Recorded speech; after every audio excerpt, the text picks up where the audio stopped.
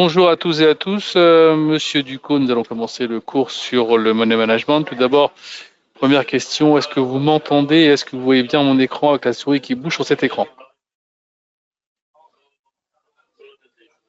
Vous avez un chat sur le côté en haut à droite pour pouvoir communiquer avec moi. Ce qui serait intéressant, si vous m'envoyez un petit message pour me dire que tout est OK,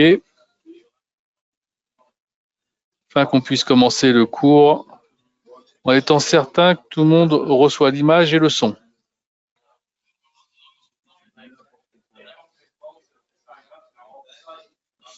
En haut à droite de votre écran, personne ne voit le chat. Attendez, je vais envoyer un petit message pour voir si vous le repérez comme ça.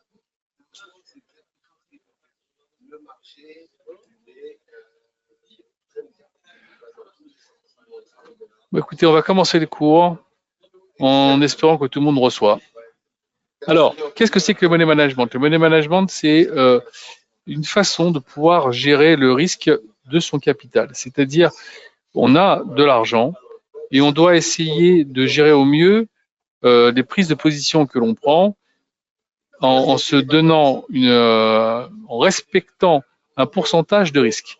Alors, je prends toujours un peu un exemple, hein, c'est comme une personne qui rentre dans un casino pour jouer, elle va avec une somme, on va dire 10 000 euros dans sa poche, elle se dirige à la roulette, elle va mettre cet argent-là sur le rouge, si elle a de la chance, bah, ça sort et elle a gagné, mais si elle rejoue et que elle remet sur le rouge et ça sort le noir, elle a tout perdu. Donc là, on va dire tout de suite, elle a très mal géré son pourcentage de risque par rapport à l'enjeu. Donc, ce que je veux dire par là, évidemment, c'est pas le casino, mais l'image est un peu similaire. Donc, revenons maintenant à la bourse. Vous avez donc 10 000 euros sur votre compte, je prends un exemple, hein, et vous voulez prendre des positions. Alors là, on va se mettre par exemple sur le SPX 500, c'est-à-dire le Standard & Poor's. Alors, je rappelle que le Standard & Poor's, un lot égale 100, ce qui veut dire que quand vous prenez un lot, chaque fois que les marchés bougent d'un point, vous gagnez ou vous perdez 100. D'accord?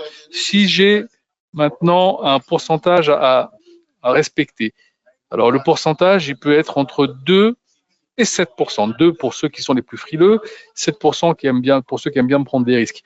Moi, je serais plutôt d'avis que 5%, ça reste quelque chose de bien, parce qu'on est quand même là pour prendre des risques et essayer de gagner de l'argent. Et évidemment, avec 5%, on peut pour commencer un petit peu à gérer des positions intéressantes. Alors, attendez une petite seconde, je regarde un truc sur mon téléscripteur. OK, voilà. Alors, j'ai 10 000 euros. J'ai 10 000 euros, je prends, on va dire, 5% de risque sur mes 10 000 euros. Ça veut dire que je dois accepter pas plus de pertes que 500 euros. Donc, si je prends une position ici, on va dire à la vente, tout simplement, voilà, on va se mettre à la vente. Je viens de prendre une position à la vente et je l'ai ouverte à 4 507,5. Vu que un lot égale 100, donc après 5 points, je serai déjà stoppé. Donc, ce qui veut dire, c'est que si je suis vendeur, si ça monte de 5 points de plus, de 7, voilà, on va mettre un stop loss ici. Alors, je n'ai pas compris pourquoi. Oui, d'accord, OK. OK. OK. Là, on va mettre à 12. OK, voilà. On a mis un petit peu moins, on aurait pu mettre à 12,5, mais c'est pas grave. J'ai mis ici un stop loss à 12, ce qui veut dire que si le marché remontait à 12, je perdrais à peu près 500 euros et je serais stoppé. Maintenant, ce qu'il faut bien regarder, et j'espère que vous avez maintenant trouvé le chat pour pouvoir communiquer avec moi. Je rappelle qu'il est en haut à droite. OK, il y a un problème sur cette prise de position et elle doit vous sauter aux yeux. Non, personne? Personne n'a trouvé le chat pour pouvoir communiquer avec moi? Bon, bah, je vais continuer comme ça, c'est pas grave. Allez. Alors, là, le véritable problème que l'on a, même si je gagne de l'argent, hein, pour l'instant, c'est génial, ok, mais le véritable problème, c'est que je suis là actuellement sur un marché assez volatile, d'accord? Si je me mets ici Là, comme ça, je vais grossir un peu le trait. On voit que le produit, aujourd'hui, il a été à l'ouverture à 4520, il est descendu au plus bas à 4500, donc 20 points d'écart. Bon, il n'est pas d'une volatilité extrême, mais quand même, ça bouge. Donc 20 points d'écart. En le mettant juste à 5 points, je reste quand même dans une situation de risque. 5 points, c'est pas grand-chose hein, dans un marché quand ça se met à bouger, surtout que les marchés américains étaient fermés hier, donc ça peut bouger beaucoup plus qu'on ne le croit. Donc, ce que j'aurais dû faire, en fait, à la base, c'est non pas de prendre, je vais fermer cet ordre, non pas de prendre un lot, évidemment, mais de prendre, par exemple, 0,5 lot. Je prends un peu moins, je prends 0,5 lot, je me mets à la vente, mais maintenant, si je mets un stop loss, je l'ai mis ici à 6, si je mets un stop loss ici, c'est plus à 5 points, je vais pouvoir le mettre à 10 points, ce qui veut dire que là, je peux le mettre ici à 16. OK? Donc là, déjà, on est quasiment sur les plus hauts de la journée, j'ai le temps de voir venir. Et c'est ça le plus important, c'est-à-dire de pouvoir réagir, de pouvoir gérer mon ordre. D'accord? Donc, je dois gérer donc le volume, mais avant tout, ce que je dois faire, et ça c'est important, hein, c'est d'abord d'avoir on va dire, un graphique qui tienne la route. Donc là, on voit bien que le marché, pour l'instant, ici, on va essayer de le remettre comme ça un petit peu. Je vais enlever ça d'abord ici. Pour l'instant, on va dire que ça ne sert pas à grand-chose d'avoir l'ordre ici qui court. Voilà. Ce que je vais vous montrer ici, c'est que ici, on a un trend. On est en train de coller sur le trend. Vous voyez, on fait une sorte de plat. Ok, on a la possibilité peut-être de voir ce produit sortir du trend et donc de baisser. Pour l'instant, il est en train de coller au trend, mais il est aussi en train de coller surtout à la moyenne mobile. On voit bien, il est collé à la moyenne mobile des 50 jours. Ça fait 1, 2, 3, 4, 5, 6 bourses que ce produit est collé sur la moyenne mobile des 50 jours. Si on arrive à casser cette moyenne mobile et quasiment par là même casser les 4495, on va accélérer très rapidement pour aller chercher 4453 et certainement beaucoup plus bas. D'accord? Donc, pour le moment, le marché fait beaucoup de résistance. On sent qu'il y a des petites mains magiques qui sont là pour essayer de tenir le marché. Donc, ce qu'il faut avant tout, d'accord, c'est d'avoir un graphique qui tienne la route. Quand vous avez défini à peu près ce que vous avez envie de faire, que ce soit à l'achat ou à la vente, d'accord, vous devez définir votre volume de trade pour pouvoir voir par rapport au produit s'il est volatile, est-ce que oui ou non la position est intéressante à prendre ou pas. Alors évidemment, je dois regarder ici, je vois ici stochastique plutôt orienté à la baisse, je vois ici CCI, ça casse l'essence, ça plutôt orienté à la baisse. Ici, même chose sur le niveau de la RSI, il y a un marché ici qui a saturé ici, un peu comme ici d'ailleurs, hein, et qui commence un petit peu à baisser. Alors si c'est le cas, on pourrait avoir une autre accélération baissière pour revenir peut-être chercher des plus bas qu'on a connus il n'y a pas si longtemps que ça, pour revenir chercher peut-être ces niveaux-là. Donc voilà, pour le moment, si je dois faire quelque chose, on va dire, je serais plutôt vendeur, mais avec toujours avec un bémol, en me disant voilà, je préfère mettre quand même un stop loss qui soit pas trop loin, ok, pour pouvoir assurer mon deal. Alors, je vais vous montrer quelque chose qui est assez intéressant et qui va peut-être pouvoir vous aider, c'est ceci. C'est un petit pricer. Alors, sur ce pricer-là, vous avez les valeurs du Forex. Alors, j'en ai mis quelques-unes, mais elles seront quasiment toutes au même niveau en termes de paramétrage. Donc là, je vous ai mis ça. Le S500 et le CAC, même chose. Le Gold ici, Platine, DG et DAX, même chose au niveau du paramétrage. DAX ici et les actions. Donc, si maintenant on se met ici, on est sur le SPX 500, d'accord. On veut, voilà, on a dit qu'on était vendeur. On l'a mis à 4508. OK. On a dit qu'on avait pris au départ, rappelez-vous, on avait pris un lot. Je vais grandir un petit peu ici pour que ça vous voyez un peu. On avait dit un lot. On allait donc mettre à 4513. Regardez, hop, tout de suite, moins 500. Vous avez respecté Money Management sur, je rappelle, 5% de 10 000 euros si on avait 10 000 euros sur son compte. D'accord? Puisqu'on part du postulat que nous avons un compte à 10 000 euros pour pouvoir faire l'exemple de ce cours. Donc maintenant, si j'ai envie de prendre un peu moins de risques et essayer de de voir avec le volume. Je regarde avec le volume, je fais 0,5. Donc voilà, je suis à 250.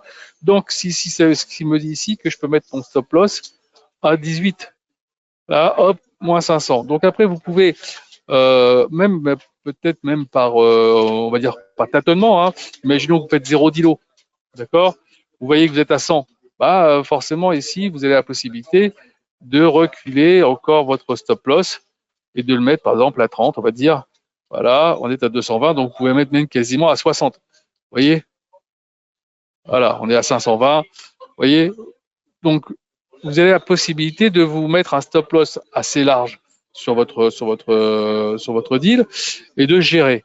Alors après, il faut voir aussi l'utilité de mettre ce stop loss à ce niveau-là.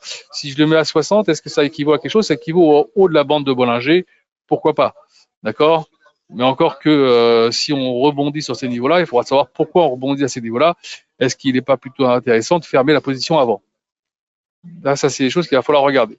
Donc, est-ce que vous avez trouvé le chat en haut à droite de votre écran pour communiquer avec moi? Si vous avez des questions, n'oubliez pas, c'est là-bas qu'il faut envoyer vos questions. Alors, si vous voulez ce petit pricer, alors je le rappelle ici, vous voyez, donner des produits à ne pas modifier, vous ne touchez pas à tout ce qui est ici en vert. D'accord? Je vous envoie mon mail. Si vous voulez ce petit pricer, je vous l'envoie volontiers, il n'y a pas de problème. Vous m'envoyez ça sur le mail que je vous envoie tout de suite et vous aurez ce petit pricer qui vous aidera à prendre vos positions et à calculer votre risque. Et ça, c'est intéressant. Normalement, vous avez reçu. J'espère que vous l'avez reçu parce que j'ai pas de retour. Si j'ai pas reçu de mail tout à l'heure pour me demander le pricer, c'est que personne m'aurait entendu depuis tout à l'heure. Alors vous voyez, on voit bien le marché a du mal quand même à tenir. Il est en train de tester. Il est en train de tester la moyenne mobile des 50 jours. On le voit bien. Je vais grandir un petit peu le truc. On va voir un peu. Tac. Je les décale un peu. Vous voyez, on est en train de passer tout doucement en dessous de la moyenne mobile des 50 jours. Si ça s'accélère, et je vous le dis ici, le point est important, ça sera de passer en dessous des 95 avec accélération. Là, on pourrait avoir certainement une accélération aux alentours des 4450. Et ça serait intéressant. Donc, surveillez ça, ça peut être un bon point pour vous. D'ailleurs, si je regarde les autres marchés, voilà, le CAC qui lui emboîte le pas. La tech également, le Dow Jones également. Voilà, ok. Et je regarde un petit peu. Oh là là, l'euro dollar, il est en train de subir une vraie chute et on voit bien ici l'euro dollar. Paf, il va tout droit chercher son support qui va être aux alentours en dessous des 1,07. D'ailleurs, ça doit avoir un impact direct sur le crude oil qui doit monter, j'imagine. Voilà, il est à 87. Ouais, parce que comme c'est des valeurs dollars, donc il y a un arbitrage qui est fait. Plus le dollar, bon bref, vous avez compris. Maintenant, on revient sur notre produit. On voit pour l'instant que le marché continue de baisser. Donc, j'ai pris une position plutôt intelligente à la base. En tout cas, je l'espère. Maintenant, je répète un peu les grands critères du money management. La première des choses, c'est d'abord de définir sur quel type de produit je suis, est-ce que ce produit est volatile ou pas.